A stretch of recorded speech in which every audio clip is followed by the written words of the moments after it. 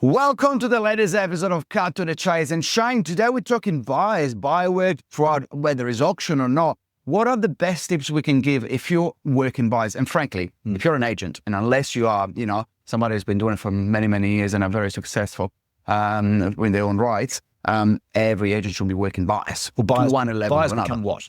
Vendors, right? So it's not really a buyer's agent podcast because everyone should be working buys. But let's give some tips on how you can help someone that works buys perhaps a little bit more than others, right? I think in this environment, what I saw last year in particular was that you can have the listing and getting the listing is great, but we've got no buyers to buy it. Then it's just going to either go stale or move on. So you've got to work buyers harder than you've ever worked, because your buyer's not just going to come through an open home and then turn up in an auction. The buyers that are having these coffee meetings with a potential buyer, finding out from the mortgage broker how much money they're working with, running them through the strategies of bidding at an auction, what it means to bid, what the engagement means if you're the first bidder off the track, holding their hand and working them through it.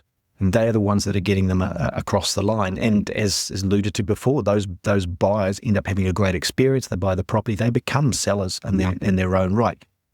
Gone are the days we can sit back, had a buyer come through, send them the details out in the pack, the auction pack. Good luck. Hope to see you at the auction. That's good. You've got to hold their hand all the way through it. I had one wonderful agent in Christchurch that used to arrange.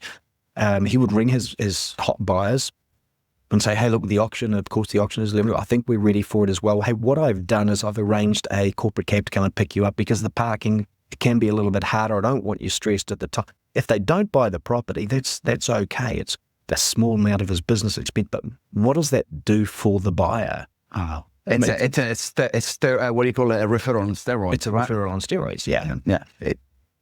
Very on the similar lines on that. My team travels with $20 petrol cards in the car, or in the office, whatever. And the reason why we have $20 petrol cards is because if a buyer is on the fence about viewing a property or not, because what you're saying now is very good. You got a buyer that you're working with, and beautiful. You got a buyer to work with. Sometimes it's hard to get a buyer to work with, right? So what do you do? And this is not bribing, but if you've got a buyer that is on the fence and say, hey, maybe not, and you say, hey, look, I'll pay for your petrol if you come onto the $20 petrol card. I'll see you today at 4 o'clock, and then I'll show you another one after that is behind the corner.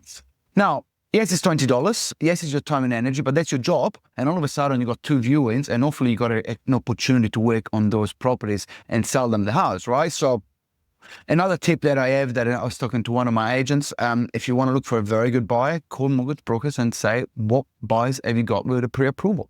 Would you mind giving them a text and say, hey, an agent is going to get in touch with you and helping you. So there is things that you can do, right? You can't, because some agents don't have a database. Some agents don't have people they can call and large number of people they can call. So what can we do as well? Have you got any tips around that? Yeah, work harder. That's a really good one. Hold their hand. I mean, as I said before, the coffee meetings are really important. It's taking everyone that's been through one of your open homes. They're all potential. They're either there for two reasons. One is they want to buy the property, or two, they're interviewing you to be an agent later on. They say that 20 to 30% of buyers are actually potential vendors. Yeah. So you meet 10 people, you got 2 listing opportunities at minimum. At minimum. I also know, and I'm working pretty hard with some really great agents and managers at the moment who really help their buyers in the auction room, which, let's face it, we've been there, and I know it can be a very stressful environment as well.